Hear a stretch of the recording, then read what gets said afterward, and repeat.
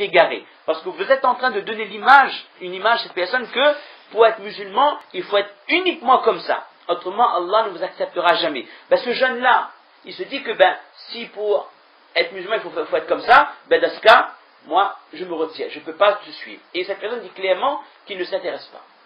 Vous comprenez? Donc, cela est dû à une mauvaise conception de la religion. Autre problème, et c'est là le sujet du jour, on fait 40 minutes aujourd'hui, Inch'Allah. Nous avons une idée beaucoup trop vague de notre Créateur. Nous savons que Allah, c'est celui qui nous a créés, il veut qu'on accomplisse de bonnes actions, et si on fait de bonnes actions, on aura le paradis. Et Allah nous a interdit de faire des choses qui sont haram, mais si on fait des choses haram, on ira en enfer. D'une manière générale, notre conception du divin, ça se limite à ça. Et le problème c'est quoi? C'est que lorsque nous sommes dans une difficulté, lorsque nous avons des problèmes, nous ne savons pas c'est quoi avoir confiance en Allah. Nous ne savons pas qu'est-ce que ça veut dire qu'Allah est Rahman, qu'Allah est Rahim, qu'Allah pardonne, qu'Allah est clément, qu'Allah est miséricordieux. C'est-à-dire que dans les moments où on a besoin de soutien, et quel soutien on a besoin? On a besoin de notre Rabb, on a besoin de l'aide d'Allah, on ne sait pas que sa porte est grande ouverte, qu'on peut frapper à sa porte. On croit qu'Allah c'est celui qui rétribue ou qui réprimande uniquement. Et si on analyse bien les personnes les mutashaddidoun, les gens qui pratiquent une religion extrême, une religion poussée à l'extrême, également les gens qui sont prêts à exécuter d'autres personnes, si ces personnes ne se conforment pas à la religion, qu'est-ce qu'ils ont fait ces gens-là? Ils ont pris dans le Coran tous les versets, tous les ayats qui parlent du djihad. Ils ont pris tous les versets qui parlent de azab, ils ont pris les versets qui décrivent les gens de l'enfer, et ils ont pris certains hadiths, quand par exemple a vu telle personne qui souffrait, qui était persécutée dans le feu de l'enfer à cause de tel péché, c'est-à-dire les hadiths du Mi'raj. Ils prennent tous les hadiths de ce qu'on appelle en arabe at-tarhib, les hadiths de mise en garde, et ils présentent ça aux musulmans. Ils disent voilà, Allah est très sévère. Si vous faites une erreur, Allah vous punira. Et ils adoptent la même attitude avec les gens. De la naissance du mouvement qu'on avait expliqué la dernière fois, les Khawarij, les gens selon lesquels si une personne accomplit un péché majeur, cette personne perd son iman. Et tout ce qui concerne les ayats de Rahma, les ayats de Targhib, ils ont délaissé. Alors, on peut les poser cette question, mais que faites-vous du hadith dans lequel Allah dit que sur son trône c'est écrit que ma miséricorde dépasse ma colère? Que faites-vous du verset dans lequel Allah Ta'ala dit wa rahmati wasi'at kulla shay, que ma rahma englobe toute chose? Que faites-vous de ce verset? Et ils disent qu'il ne faut pas fréquenter les gens qui n'ont pas la foi, etc., etc. Et bien, ils vont même plus loin que celui qui n'a pas iman, vous avez le droit de l'exécuter, c'est bien son halal pour vous. Et il y a même un mouvement qui s'appelle les Habashi. Et ça, c'est un mouvement extrêmement dangereux. Dans certains pays musulmans, il y a, mais pour eux, celui qui n'a pas le iman, son sang est halal, et c'est bien son halal pour nous. Mais c'est pas des mouvements, ce sont des sectes, la religion, qui se focalisent sur certains versets du Coran, par hypocrisie. En fait, ce qu'ils font, c'est ils instrumentalisent les versets. Ils prennent les versets et ils travaillent l'esprit des gens uniquement à travers. Évidemment, leur travail portera ses fruits sur les juhal, sur les gens qui n'ont pas de connaissances religieuses. Sur les gens qui ne connaissent rien, ils les présentent les versets du Coran de cette manière et ces gens-là vont tout accepter.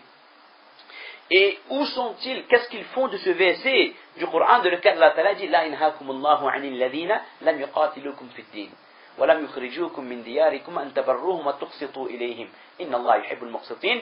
Ce verset de lequel Allah Ta'ala dit, il précise aux musulmans en ce sens qu'il n'y a aucun mal, qu'Allah ne vous interdit pas de fréquenter des personnes qui n'ont pas la foi, qui ne sont pas musulmanes, tant que ces personnes ne vous persécutent pas à cause de votre religion.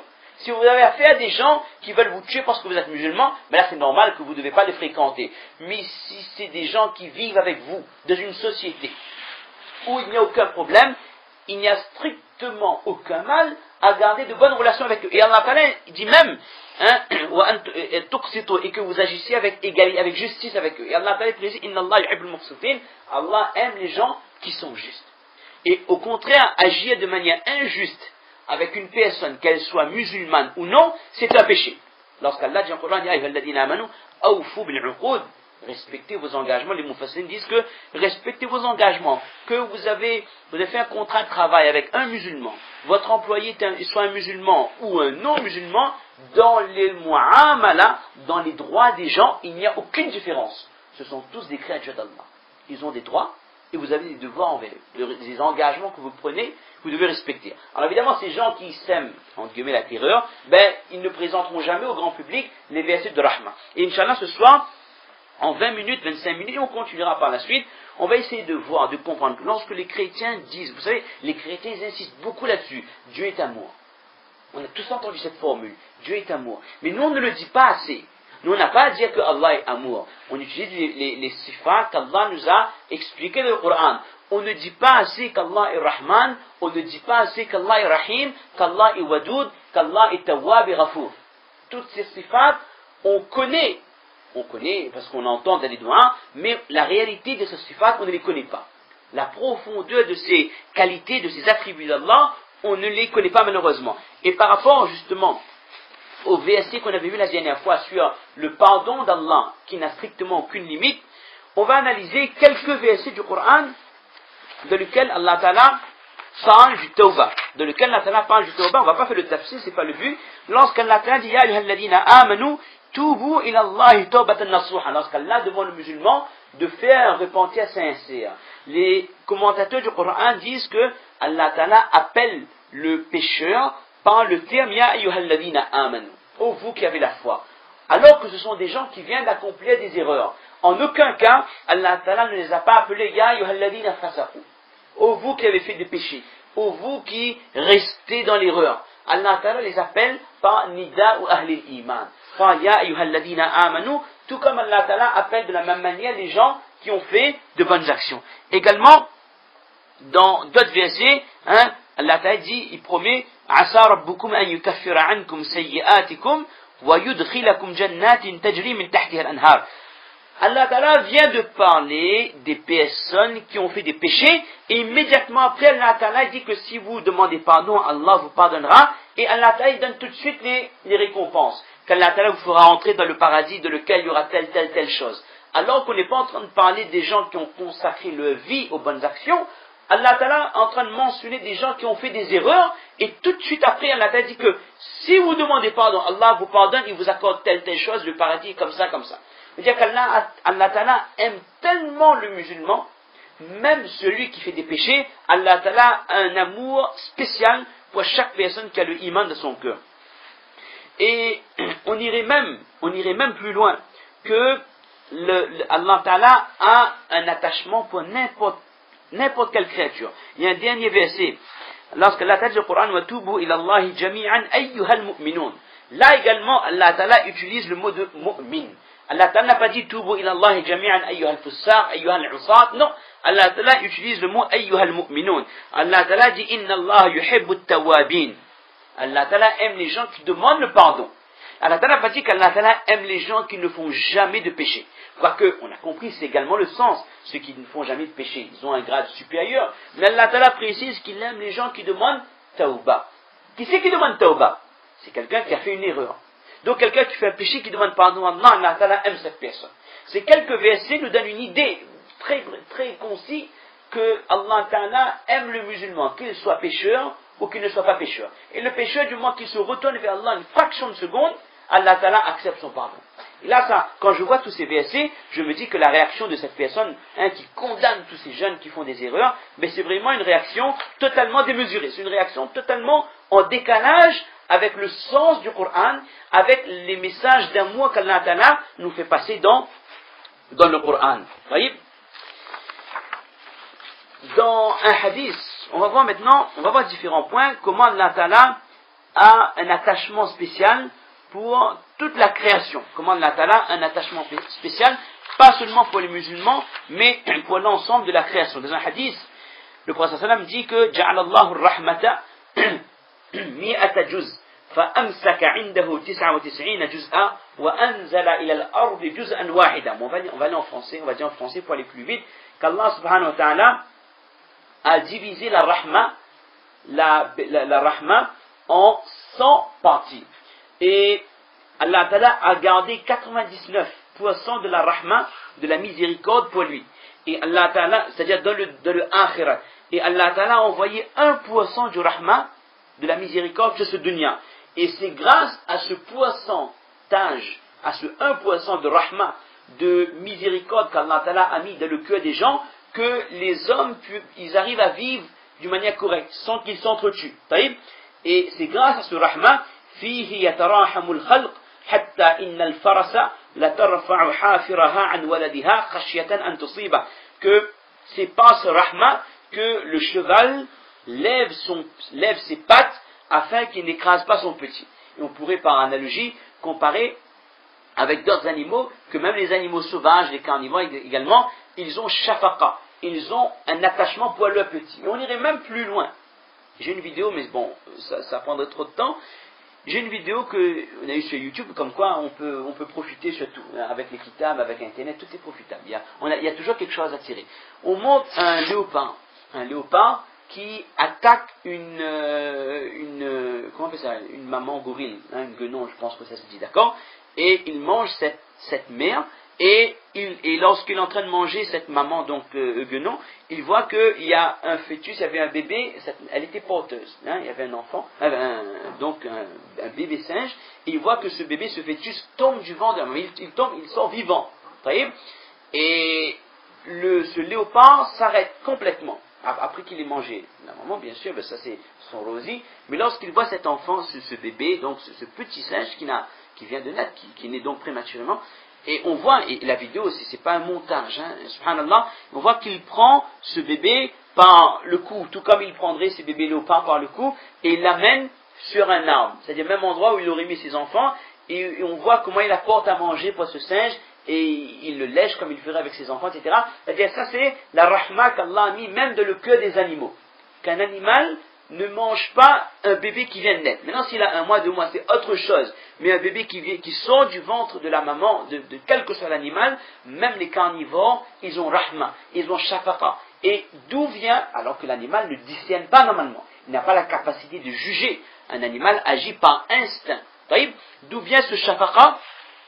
Cela vient de ce pourcentage de rahma, ce pourcentage de bénédiction qu'Allah Ta'ala a envoyé sur ce dunya. Et dans un autre hadith, le prophète sallallahu alayhi wa sallam a dit que les 99% de rahma, Allah Ta'ala les a gardés pour les musulmans le jour de Qiyamah. Un rahma, c'est pour toute la création, musulmans comme non musulmans, et 99% du rahma, ce sera uniquement réservé pour les musulmans le jour du Qiyamah. Alors, on est en train de parler de création. C'est-à-dire que on a vu que même dans le règne animal, il y a une certaine rahma, une certaine shafaqa, une certaine affection. Il y a une exception. Vous avez peut-être déjà vu ce reportage où, je ne sais pas dans quelle région du Pacifique, lorsque les tortues, on peut se dire, mais ça n'a aucun rapport avec Bayan, mais c'est exactement ce genre de choses que j'explique à mes élèves. D'accord? Et à travers ça également, il y a des leçons de la sunnah d'Allah de la création, de l'organisation qu'Allah a fait de la création. On a vu dans les documentaires qu'il y a des tortues, une période de l'année, elles se mettent à pondre sur la plage. 200, 300 œufs, elles enterrent, et le matin, ces œufs, ils vont éclore après je ne sais pas combien de mois, et ces bébés tortues qui sortent de la plage, qui sortent du sable, et ils vont dans la mer. Et sur le trajet de 50 ou 60 mètres, et là il y a des oiseaux qui attendent, je ne sais pas si c'est des mouettes ou quel genre d'oiseaux, et ils se fondent sur ces bébés tortues, et il y a 90% des bébés tortues qui sont dévorés par ces oiseaux. Il n'y a que 10% qui arriveront vivants dans la mer. Et on peut se dire, mais là, ça ne concorde plus. On vient de dire qu'Allah Ta'ala a mis rahmat shafaqa. Mais ça, c'est une hikmat d'Allah également. Parce que, les scientifiques le disent, si la totalité de la ponte de ces tortues arrivait vivant dans la mer, cela aurait changé complètement, comment on appelle ça, la chaîne alimentaire. Ils auraient dévoré tous les planctons, alors tous les plantes de la mer, et à la base de la chaîne alimentaire, il y aurait une rupture pour les petits poissons, et pour les moyens, et pour les gros, etc., etc. Donc, dans tout ce qu'Allah Ta'ala a fait, il y a une hikmat. Dans tout ce qu'Allah Ta'ala a fait, il y a une sagesse. Ça, c'est le tartib d'Allah. Et là, il y a une latifa, il y a une petite parenthèse. Regardez, quand Allah Ta'ala organise quelque chose de la création, quand Allah Ta'ala organise quelque chose de la création, et si l'homme met sa main, l'homme ne fait que corrompre la chose. L'homme ne peut apporter un bien, ne peut modifier ou ne peut chercher à parfaire quelque chose qu'Allah Ta'ala a déjà organisé. Si dans certains pays, il y a des espèces d'animaux qui habitent, si l'homme essaie d'amener une espèce étrangère de ce pays, ça va bouleverser toute la chaîne alimentaire, toute la biosphère. Regarde un exemple, j'ai vu dans un documentaire en France. Pour lutter contre certains pucerons qui attaquent les fruits et les légumes, ils ont importé des coccinelles asiatiques qui mangent ces pucerons, en pensant que c'est une solution écologique. Dommage, Idriss n'est pas là. C'est une solution, c'est une solution écologique. On a amené des coccinelles d'Asie qui vont manger ces pucerons, ça nous évite d'utiliser des insecticides. Ils ont pensé bien faire. Mais attention, Allah Ta'ala a décidé que ces jeunes coccinelles résident dans ces pays asiatiques et non pas d'un pays européen, d'un climat comme la France ou l'Allemagne ou autre chose. Et la conséquence, c'est quoi? Après quelques années, le documentaire dit que ces coccinelles asiatiques ont envahi les champs. Et il n'y a plus rien à faire contre ces coccinelles. Donc, ils ont essayé de changer la sunna, mais ils ne comprennent pas c'est quoi la sunna d'Allah, de la création. Ils ont essayé de changer ce qu'Allah a mis comme tartib et regarder le désordre que cela a causé. Et on irait même plus loin. Parfois, vous voyez, bon ça, c'est moi qui m'avance, peut-être je me trompe, je ne suis pas spécialiste de biologie ou alors de la vie animale. Parfois, il y a des espèces d'animaux qui disparaissent naturellement. Je ne dis pas qu'à cause des braconniers ou autre chose. Il y a des espèces d'animaux qui disparaissent naturellement. Et l'homme parfois se dit qu'il ne faut pas que cette espèce disparaisse pour que nos enfants voient un jour, etc. C'est quoi un ours des Pyrénées ou je ne sais pas quoi. Et parfois ils essaient de réintroduire ces espèces en voie de disparition et cela cause plus de désordre qu'autre chose. Il est possible qu'Allah Ta'ala décide que telle espèce disparaisse. Il est possible. C'est mon opinion. Il est possible si cette espèce disparaît naturellement. Qu'Allah Ta'ala a peut-être décidé, peut-être que cette espèce, il faut qu'elle disparaisse de la terre pour rééquilibrer la chaîne alimentaire. Et nous, on essaye de changer ça. L'être humain ne comprend pas qu'Allah Ta'ala organise les choses d'une manière parfaite. Et pourquoi on est en train de dire tout ça? Parce que pour revenir à un point, un sujet qu'on avait débattu longuement dernièrement en Madrasa, regardez maintenant, et c'est dommage qu'Idriss n'est pas là, parce qu'Idriss travaille dans la maîtrise d'énergie, il aime bien les trucs de développement durable, etc. En parlant de développement durable, ils sont en train de développer les biocarburants. En pensant qu'avec les biocarburants, il y aura moins de trucs d'effet de serre, moins de gaz toxiques, on aura un environnement plus sain. D'accord? Protéger la couche d'ozone, etc. C'est bien, on est tous d'accord avec ça, l'écologie, on est tous d'accord. Le Grenelle de l'environnement, tout ça, on est tous d'accord. Notre argent, il vend ça. Alhamdulillah, on est très heureux. Alors, avec ces biocarburants, et maintenant, regardez dans certains États d'Amérique, l'Amérique du Nord, 50% de la production de maïs est utilisée pour fabriquer des biocarburants. Et dans 10 ans, qu'est-ce qui va se passer? Des populations entières vont mourir de faim parce qu'il n'y a plus rien à manger. Allah Ta'ala a donné à l'être humain ces cultures pour se nourrir, pas pour utiliser pour d'autres fins. Une fois, il y avait une personne dans les Banu Israël qui était montée sur le dos d'une vache. D'accord? Et comme monture, comme c'était un cheval. Et Allah Ta'ala donne le qudrat à cette vache, la possibilité à cette vache de parler, dit que Allah ne m'a pas créé pour ça. C'est pour monter, comme monture, il y a les chevaux, il y a les chameaux, il y a autre chose, il y a les ânes. Mais la vache a été créée pour donner le lait ou alors pour aider à labourer le champ. Vous savez, là également, la nourriture a été donnée pour consommer, pour nourrir les gens. Et ils utilisent ça pour d'autres choses. Et regardez les comptes. Lorsque l'être humain change la création d'Allah, il y a plus de conséquences qu'autre chose. Donc ça c'était une petite parenthèse, c'était un sujet de réflexion, une petite parenthèse pour qu'on comprenne la sagesse d'Allah dans tout ce qu'Allah fait. Donc, Allah Ta'ala a Rahma pour la totalité de la création, un pourcentage de Rahma dans le dunya tout entier, et 99% de ce Rahma sera pour les musulmans le jour de Qiyamah. Également, Allah Ta'ala a un Rahma. Allah, lorsqu'on dit qu'il est Rahman, Rahim, c'est pour les musulmans, c'est pour la totalité de la création. Allah Ta'ala est Rahman également pour les personnes qui sont âgées et les enfants. Dans un hadith, le prophète sallallahu alayhi wa sallam, on connaît ce hadith qui dit que Laysa minna man lam yarham saghiran ila akhir hadith, que ne fait pas partie de ma communauté quelqu'un qui n'a pas du raham, qui n'a pas de pitié pour les petits, et quelqu'un qui ne respecte pas les personnes âgées. Ça aussi, ça doit faire partie des qualités du musulman. Et Hazrat Anas, il raconte qu'il a travaillé pendant 10 ans au service du prophète sallam, et le prophète sallam n'a jamais frappé quelqu'un. Le prophète sallam ne l'a jamais fait une reproche, que pourquoi tu as fait telle chose. Ou le prophète sallam ne l'a jamais dit pourquoi tu n'as pas fait telle chose. Et une fois, le prophète sallam a demandé à Hazrat Anas d'aller faire un travail. Et le prophète sallam voit que Anas ne revient pas. Et le prophète sallam, il recherche Anas, et il sort de chez lui, il arrive dans la rue, il voit il y a des enfants qui jouent, et il voit que Anas radhiyallahu anhu est avec ses enfants. Est-ce que le prophète a tiré ses oreilles? Il a dit que m'a dit on fait un travail, on l'a pas fait. Le prophète l'a regardé, après il a dit est-ce que maintenant tu as fini? Après il dit oui, après il est parti. Ça c'était la rahma, la gentillesse et la shafaqa, la bénédiction, la miséricorde qu'Allah Ta'ala a mis dans le cœur du prophète sallallahu alayhi wa sallam. Ce même prophète qui, lorsqu'il voit qu'il y a un enfant dans son voisinage qui était yahoud, qui était juif, mais que cet enfant était malade, notre prophète sallallahu alayhi wa sallam ne regarde pas que ça c'est un yahoud, c'est pas un musulman, c'est pas un muhajir, c'est pas un ansar. Du moment que c'est un être humain qui souffre, notre prophète sait que cet être humain a un droit sur moi, et le prophète sallallahu alayhi wa sallam va rendre visite à cette personne. Et concernant les personnes âgées, le prophète sallallahu alayhi wa sallam dit une fois dans un hadith que Ja'ani Jibril alayhi salam قال إن الله يستحيي أن يعذب أحدا قد شاب في الإسلام. En ce sens, le prophète sallallahu dit que Jibril alayhi salam l'a dit qu'Allah Ta'ala, pourrait dire qu'Allah Ta'ala a honte, mais c'est pas le terme approprié, qu'Allah Ta'ala ne peut pas, il ne veut pas punir une personne dont la barbe a blanchi, dont les cheveux ont blanchi dans l'islam. Quelqu'un qui est devenu âgé, Allah Ta'ala ne peut pas le punir. Allah Ta'ala ne veut pas punir par affection, par pitié qu'Allah Ta'ala, donc par la pitié qu'Allah a pour cette personne par rapport à son âge et à sa faiblesse. Également, Allah Ta'ala a une pitié spéciale pour les enfants, pour les personnes qui sont faibles. Et lorsqu'on entend parler de ce genre de sifat d'Allah, il y a quelque chose qui s'appelle at-takhalluqu bi akhlaqillah. C'est-à-dire que lorsqu'on voit qu'Allah Ta'ala agit de la sorte avec sa création, nous aussi on doit comprendre qu'Allah Ta'ala attend de nous que nous agissions de la sorte avec ses makhlouq, avec la création.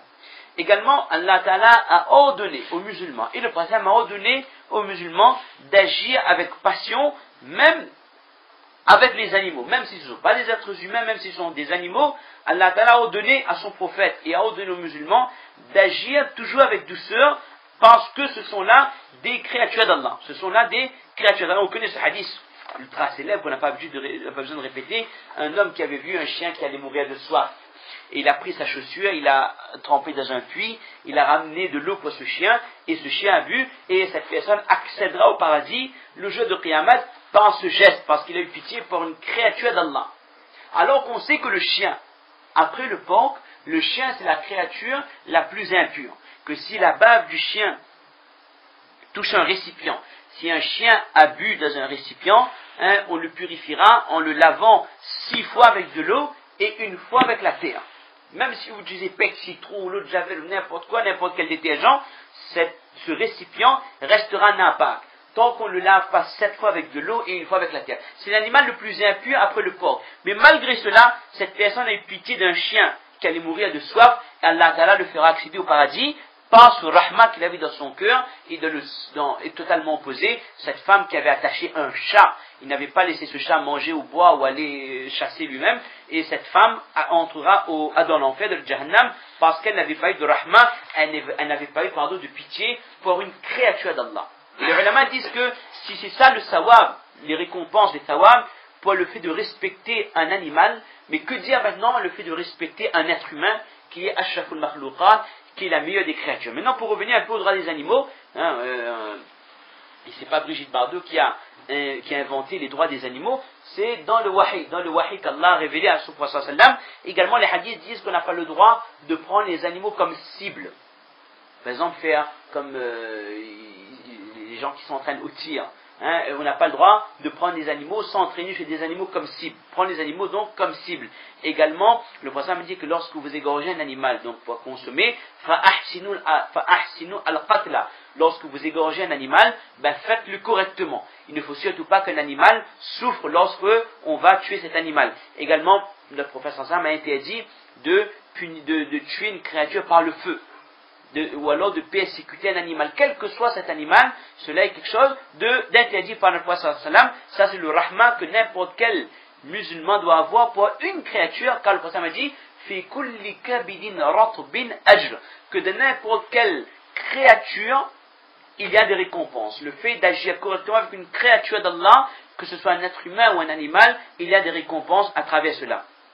Et une fois, Hazrat Umar ibn al-Khattab radiyallahu ta'ala anhu, il avait un sahaba qui avait posé une question à Hazrat Umar ibn al-Khattab. Il avait que Umar se préparait pour sortir. Il a dit, oh Umar, Ali radiyallahu anhu, il avait demandé à Umar, oh Umar, où est-ce que tu te rends? Omar dit que je vais à tel endroit. Il a dit, oh Amir al-Mu'minin, où est-ce que vous allez? Il a dit que je vais tel endroit, car il y a un chameau parmi les chameaux de Sadaqa qui s'est perdu, qui s'est égaré. Et là, Hazrat Ali s'est étonné comment Amir al-Mu'minin prend du souci pour cet animal. Et là, Omar dit, oh, ya Abul Hassan, فوالذي بعث محمدا صلى الله عليه وسلم بالنبوة لو أن عناقا ذهب بشاط الفرات لأخذ بها عمر يوم القيامة. Et c'est à peu près les mêmes termes que son petit-fils avait dit que si une gazelle meurt dans un chemin qui est trop étroit près de l'Euphrate, alors que moi je suis peut-être dans telle région, mais si près de l'Euphrate il y a une gazelle qui meurt dans un chemin, alors je sais qu'Allah Ta'ala me fera des reproches le jour de Qiyamah. Pourquoi toi qui étais Amir al-Mu'minin, tu n'as pas arrangé le chemin pour faciliter le passage même des animaux? Ça c'était le fikr de Omar ibn al-Khattab et la rahma qu'il avait dans son cœur, même pour les animaux. Et une fois il y avait un autre sahaba, si je ne me trompe pas, c'était Abu Darda. Abu Darda disait que lorsqu'il voyait qu'il y avait des enfants qui capturaient des oiseaux pour les revendre, il achetait ces oiseaux avec ses enfants et ensuite il les libérait de la cage. Il disait idhabu fa idhabi fa ishi. Il ouvrait les cages, il dit maintenant partez, vous êtes libres. Ça c'était le rahmat qu'Allah Ta'ala avait mis dans le cœur de n'importe quel être humain. Et c'est le rahmat, ce rahmat là doit être tant avec les musulmans, avec n'importe quel être humain, mais également avec les animaux. Et lorsqu'on parle de Omar ibn al-Khattab, il y a un décalage énorme avec notre conception de Omar. Beaucoup de gens croient que Hazrat Omar c'est quelqu'un d'extrêmement sévère. Mais c'est vrai, Omar ibn al-Khattab était très sévère lorsqu'il s'agissait d'appliquer les règlements. Le halal et le haram, il n'y avait aucune discussion. Mais concernant le droit des gens, les huquq, Omar ibn al-Khattab avait un cœur extraordinaire. Lorsqu'Abu Bakr est décédé, lorsque les gens ont su que c'était Hazrat Omar qui allait devenir calife, les gens avaient peur. Ils se sont dit que comment Omar est dur, on va passer des années très dures avec Hazrat Omar, tellement il est dur il va être dur dans son khilafa. Et Omar les a montré qu'il avait énormément de qualités humaines en lui. Pour les droits d'Allah, il ne discutait pas. Mais lorsqu'il s'agissait du droit des gens, d'agir correctement avec les gens, Hazrat Omar avait véritablement un cœur en or. Et une petite anecdote, une fois, Hazrat Omar avait envoyé quelqu'un appeler une personne. Et lorsque l'émissaire est venu auprès de la personne, il dit que Omar, Amir al-Mu'minin, t'a convoqué. Tellement cette personne a eu peur, parce que les gens avaient peur de Omar, tellement elle a eu peur qu'elle est décédée. Elle a eu une attaque, elle est décédée immédiatement. Et là, cette personne revient voir Omar ibn al-Khattab et dit voilà, cette personne est décédée quand je l'ai annoncé que tu l'avais convoqué. Et Omar, il aurait pu se dire écoutez, moi je suis Amir al-Mu'minin, je ne fais que mon travail. Si je l'ai convoqué, c'est parce qu'il a fait une erreur, je devais le réprimander. Omar a dit que c'est à cause de moi que cette personne est morte. Et Omar a décidé de payer le prix du sang. Il a payé le prix du sang, alors que l'islam a dit oh Omar, mais tu n'y es pour rien. Tu as juste dit à quelqu'un d'aller chercher cette personne. Omar dit non, c'est parce que je l'ai appelé que cette personne est décédée. Ça c'était la rahmat qu'Allah Ta'ala avait mis dans le cœur de Hazrat Omar ibn al-Khattab et dans le cœur de tous les sahaba d'une manière générale. Et ce rahmat, cette gentillesse, cette bonté doit se manifester. Et là on le dira, encore 5 minutes, on le dira, on n'arrêtera jamais de dire que cette bonté doit se manifester, bien sûr avec nos co-religionnaires, les musulmans, mais également avec les gens qui n'ont pas de iman. Et c'est malheureusement là ce discours qui ne passe pas assez. Ce discours ne passe pas assez. Et lorsqu'on analyse, souvent lorsqu'on parle de Hazrat Omar, on a l'impression, comme je viens de dire, que c'était l'homme le plus dur parmi tous les sahaba. Mais une fois, Omar avait vu une personne qui était Nasara, une personne de Ahl Dhimma. C'était quelqu'un qui habitait parmi les musulmans, mais qui n'était pas musulmane. Elle payait juste l'impôt, le jizya, pour rester parmi les musulmans. Il a vu cette personne qui était âgée, yas'alu ala abwabin nas wa huwa shaykhun kabir. Il cognait aux portes pour demander aux gens la sadaqa. Et personne ne voulait donner à cette personne la sadaqa parce que, d'autant plus que cette personne n'était pas musulmane. Et là, Omar ibn al-Khattab a dit que ma ansafnak, a dit que on n'a pas été équitable avec toi. Il a dit que akhadna minka al-jizyata ma dumta shaban thumma dayya'naka al-yawm. Il dit lorsque tu étais jeune, on prenait la jizya, on prenait l'impôt avec toi. Maintenant que tu es âgé, personne ne se préoccupe plus de toi. Et Omar ibn al-Khattab a ordonné que cette personne, qu'elle ait elle est comme une allocation, et le terme n'est pas approprié, mais que cette personne ait une rente régulière de le Baytul Mal. C'est-à-dire dans l'argent des musulmans, Omar ibn al-Khattab a décidé que régulièrement cette personne, elle a droit à une certaine pension. On pourrait aller plus loin, on dirait que c'est certainement Hazrat Omar ibn al-Khattab qui était à l'origine de ce genre de choses, allocation vieillesse ou autre chose. Une fois on avait fait un programme sur les innovations de Omar ibn Abdel Aziz, on a vu que sur le plan social, quelles innovations Omar ibn Abdel Aziz avait apporté à la société. C'était véritablement une leçon d'humanisme pour toutes les civilisations. C'était une leçon, une manière d'agir avec les personnes âgées, les personnes malades, les femmes veuves, les enfants orphelins, les voyageurs, etc. Il avait donné des allocations à chaque tranche de la population qui était dans les difficultés. Et si on analyse le système français ou alors le système de n'importe quel pays développé, on voit que il y a à peu près les mêmes choses. Les aides sont distribuées à telle catégorie de personnes. Et il y a maintenant 13 siècles de cela, le petit-fils de Omar ibn al-Khattab, il était déjà à l'origine de ce genre d'entraide pour toutes les couches de la population. Et dernière anecdote, puis on va finir, pour analyser la relation qu'il y avait entre musulmans et non-musulmans à l'époque. C'est-à-dire à l'époque où les gens avaient la connaissance religieuse. Déjà, si on remonte au Dawla Andalousia, à l'époque en Andalousie, en Espagne, donc l'Espagne actuelle, les chrétiens d'Andalousie, dans les livres d'histoire, ils disent qu'ils n'ont jamais connu de période aussi heureuse que lorsque les musulmans gouvernaient l'Andalousie. Parce qu'il y avait le adl, il y avait la justice parfaite. Et comment cette période, elle est représentée par les historiens occidentaux? Ils disent que les musulmans prenaient un impôt injuste, c'était de l'abus sur les chrétiens. Alors que le jizya, c'était une somme vraiment infime. C'est incomparable avec les impôts que nous payons de nos jours. C'est vraiment quelque chose d'infime.